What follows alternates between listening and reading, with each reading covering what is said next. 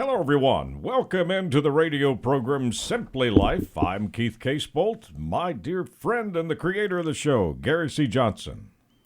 Wonderful, wonderful, wonderful to be here. And today, we're going to talk some about it could be good, it could be bad. Time will tell. You know, out of everything that you've ever taught me, I've got to confess to you, in the beginning, that was the most frustrating thing in the world. Because I would come to you and I'd go, but Gary, look at this. This has got to be good. And you'd go, time will tell.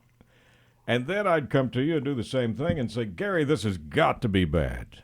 And you always would say, time will tell. And in this time that we're going through right now, people are anxious. My friends that are listening to this program are anxious. Scared. You're wondering what's going on.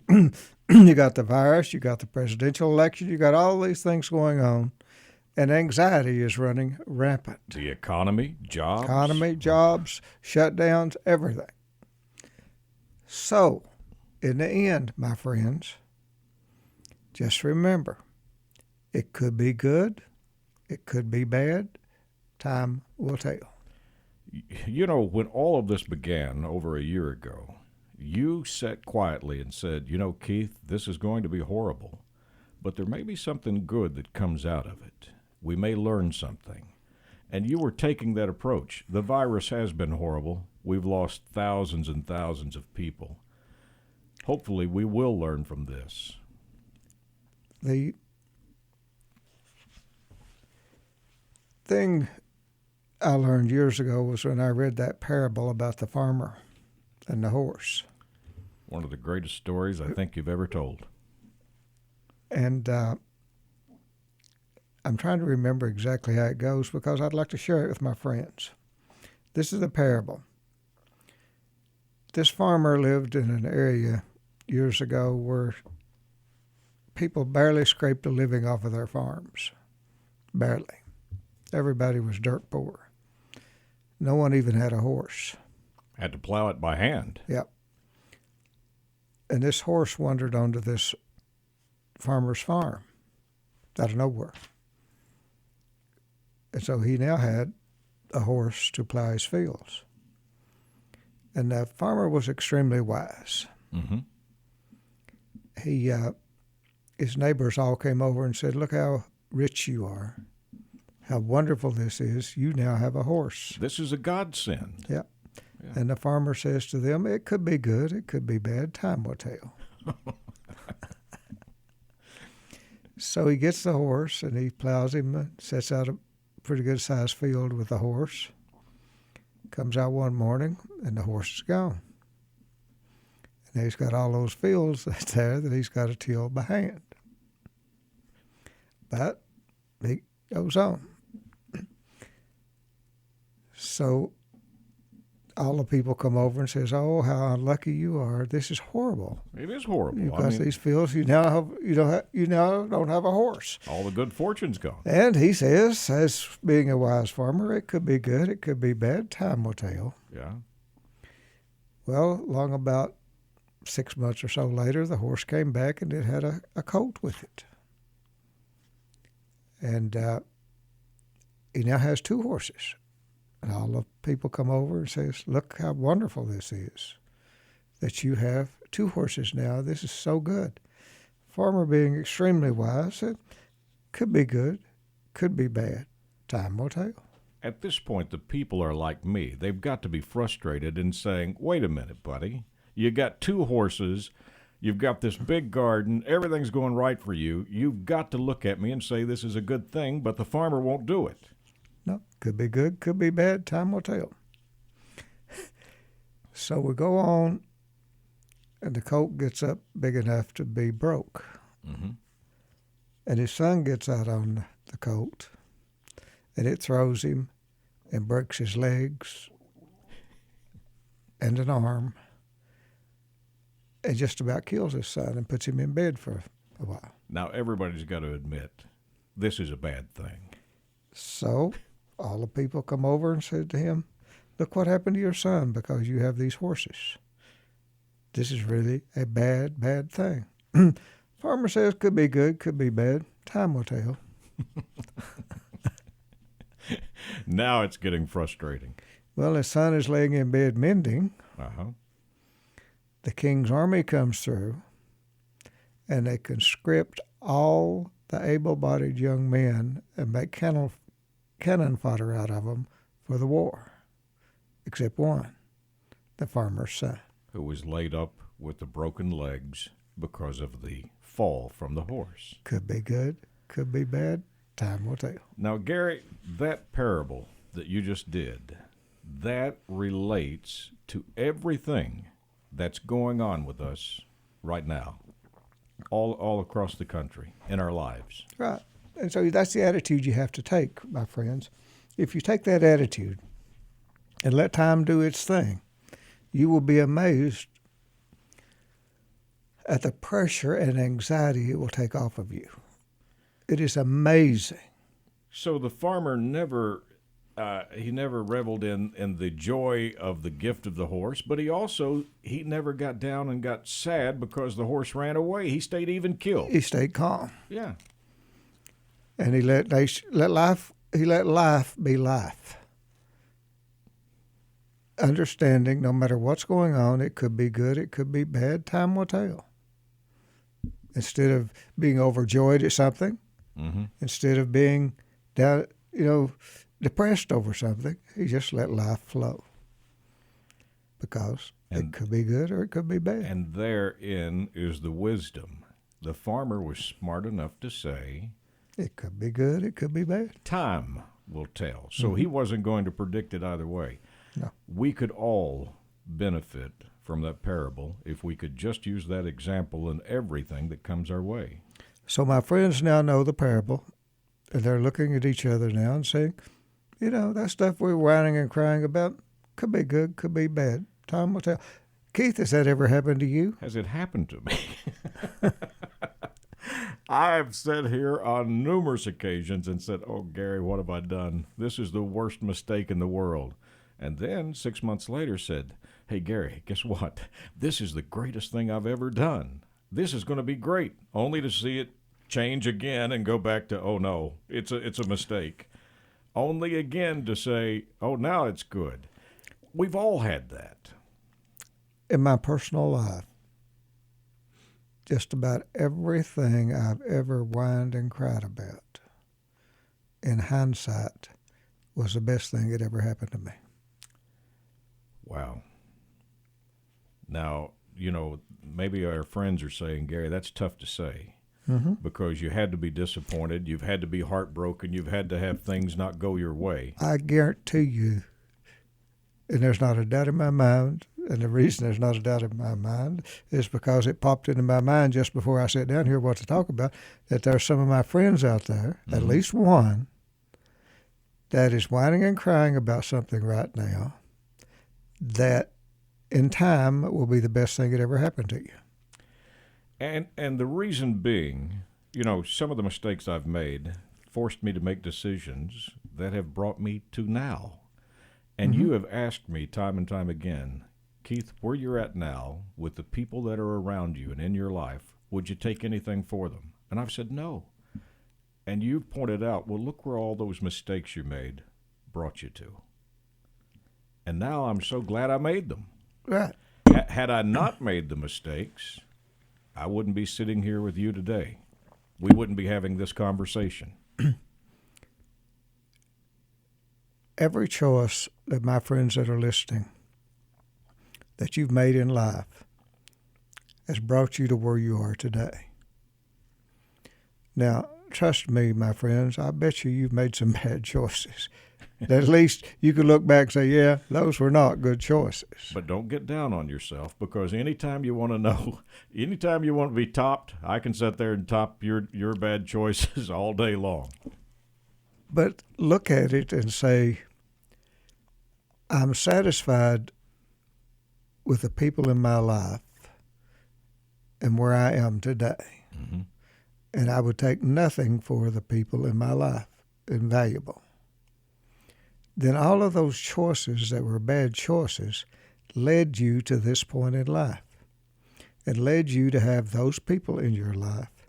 So they were not bad choices. So why, Gary, why do we get so caught up on this that we keep beating ourselves up over mistakes we've made when actually these mistakes were learning curves that brought you wisdom? It brought you where you are.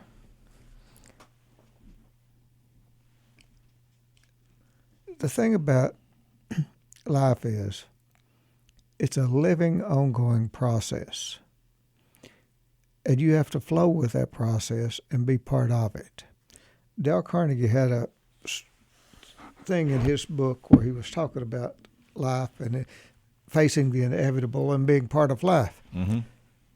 And I just happened to pick up the book a while ago, and I'm going to read it to you out of Dale Carnegie's book, Lifetime Plans for Success. You guys ready to be read to? This is a bedtime story, by the way. Oh, now people are going to think that because we did the Dr. Seuss the last couple of weeks. Here's what he has to say about it. No one living has enough emotion and vigor to fight the inevitable, and at the same time, enough left over to create a new life. Choose one or the other.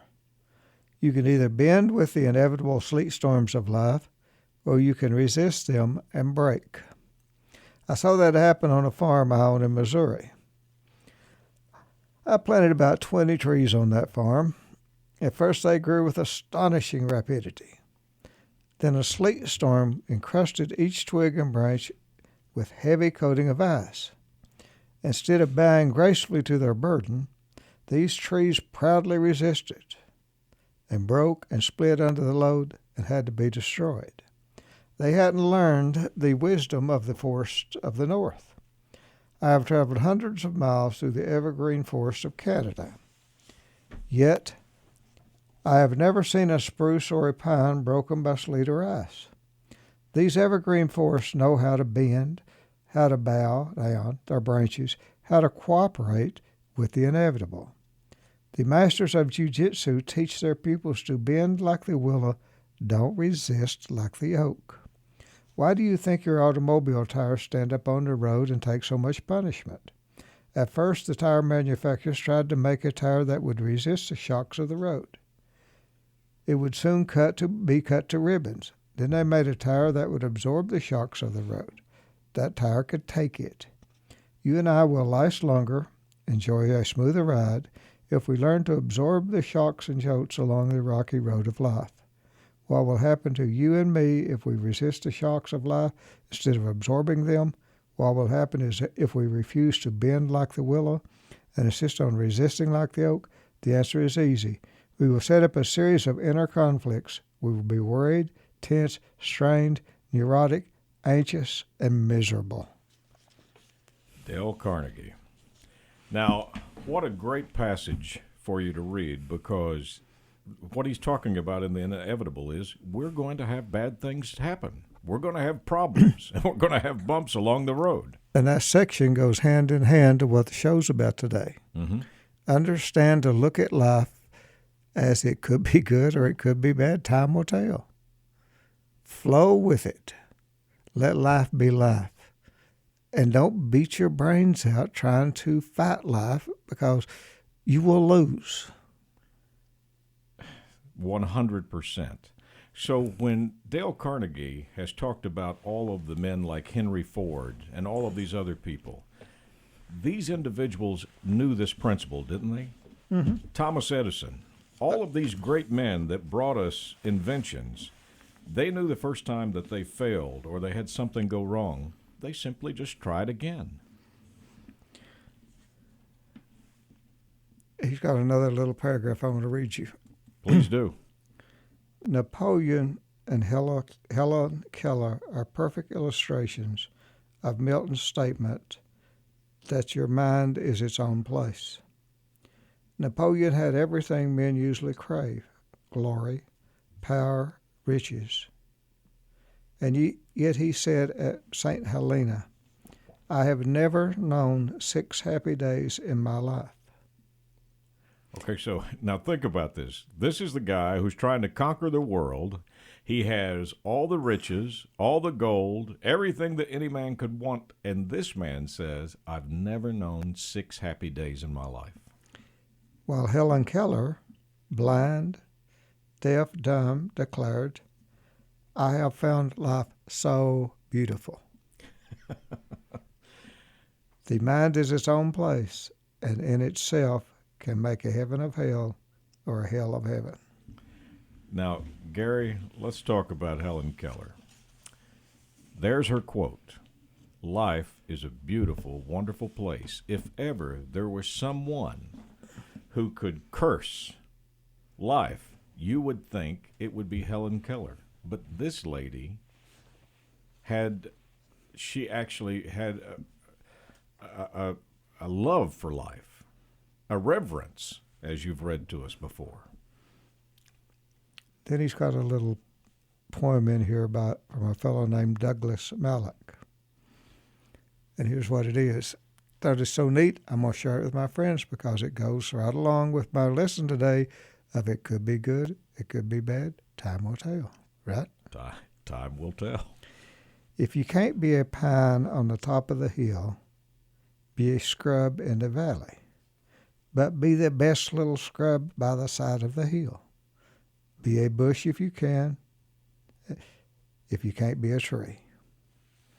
If you can't be a bush, be a bit of the grass, and some highway happier make. If you can't be a muskie, then just be a bass, but the liveliest bass in the lake. You can't all be captains. You've got to be crew. There's nothing for all of us here. There's a big work to do, and there's never lesser to do, and the task we must do is in the near. If you can't be a highway, then just be a trail. If you can't be the sun, be a star. If you can't, by size that you win or you fail, be the best at whatever you are. You know, this Dale Carnegie, pretty smart dude, right? Yep. So our friends are out there right now, hopefully listening to this program, and they're saying, but Gary, you don't know all the problems that I'm up against. You don't know what's happened to my job. You don't know what's happened to me physically. You don't know what's going on with all the country, all the things I'm worried about. And you're sitting here telling them for their health, please adopt the attitude, it could be good or it could be bad. Time will tell. I want my friends to adopt the attitude of reverence for life. I think that's the greatest thing that you've ever read on this program. That I want each and every one of you to cherish the gift of life. Cherish the fact that you were born. Cherish the fact that you can see and get around and move and know people and be part of this wonderful thing we call life. It is a gift beyond anything. What would an old rock give to be able to just know it was a rock? Yeah. So you're just saying cherish the fact that you're here. Yeah. And then from there, go forward. And yes, there are a lot of problems and obstacles in life. Don't chase the windmill. Accept the inevitable and move on. Bend with it. Is the truth of the matter, no matter what our problems are, we don't have to look very far to find someone that has it far worse. Isn't that the truth? Our neighbor, our friend, our co-worker, if we take the time to ask and look around, you'll always see somebody that has problems that are worse than yours. Here's another little quote I'm going to share with you folks. Anonymous. If you knew what you were doing, you'd probably be bored.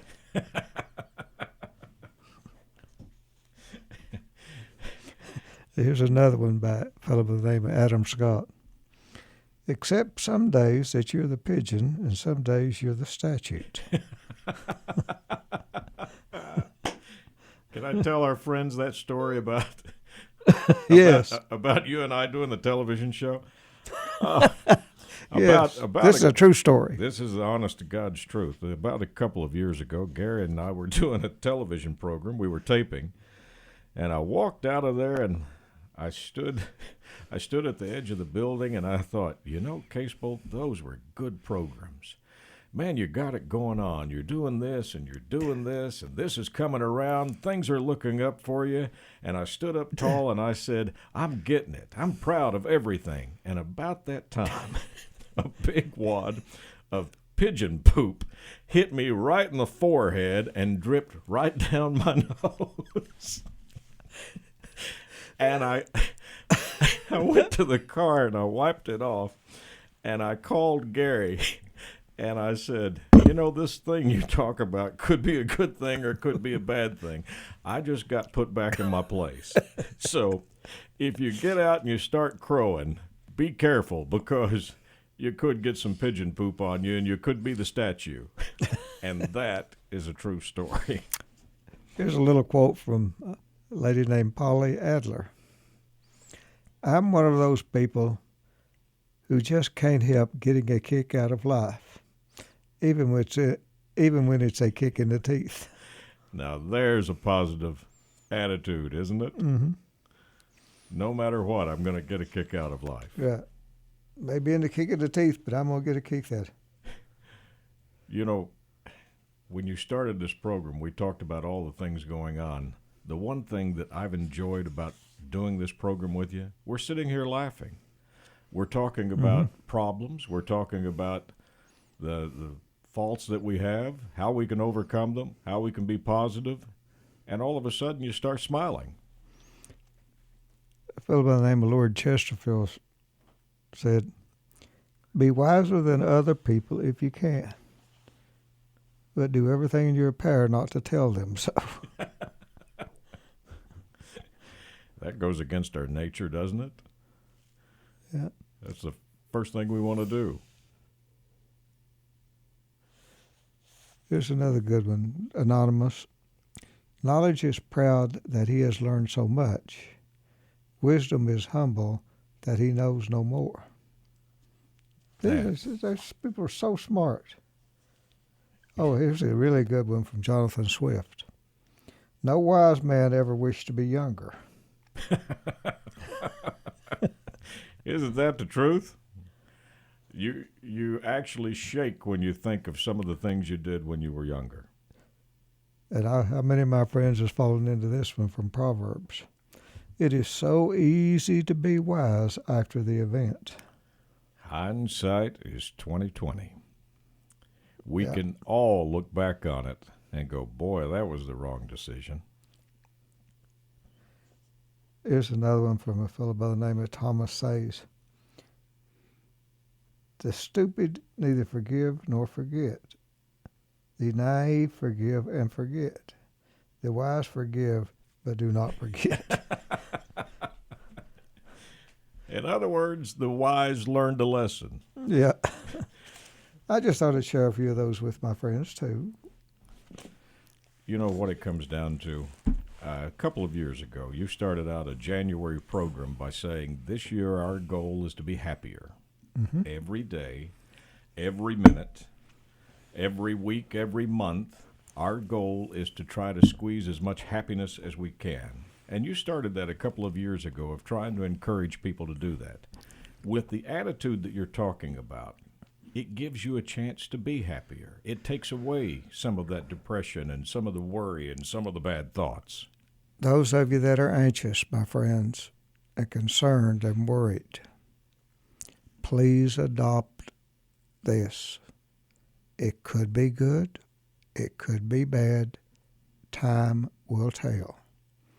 If in time it turns out bad, then worry about it and whine about it if you want to. Yeah. But don't worry about it and whine about it until you have to, because it could be good. And Gary, I guarantee you all of our friends right now can go back into their life and they will think of an instance where they thought something was going to be fantastic, only to find out that it was bad, and vice versa, something that was going to be bad that turned out to be good for them. It happens all the time. Every day. Okay. And I'm comfortable with the fact that a bunch of my friends that are listening to this show right now are going through it right this minute as we speak. That they're worrying and wondering and all of those things, anxious, starting to get depressed, forgot the fact that they're special. They forgot the fact that they were created to be part of life and have all kinds of things to give to everybody else around them. They forgot their worth. Their friends and family that are surrounding And how bad them. they're needed. All because of this anxiety that society is putting upon us from watching television. The wrong television. Yeah. So don't do it, my friends. Remember, it's wonderful. It is such a wonderful thing to be alive. It is indeed.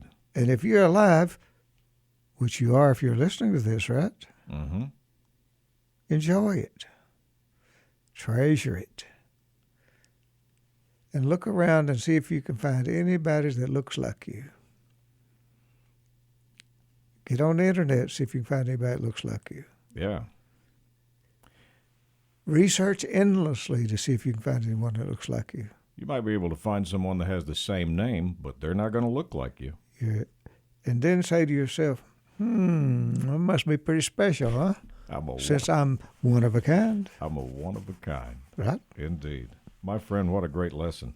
I want to send a shout out to a young man that I met over the weekend. Eddie Gary was his name. He was the manager of the Applebee's in Winchester. Fine young man who tunes into your television program and said, quote, "It feels good to feel good. I like the program."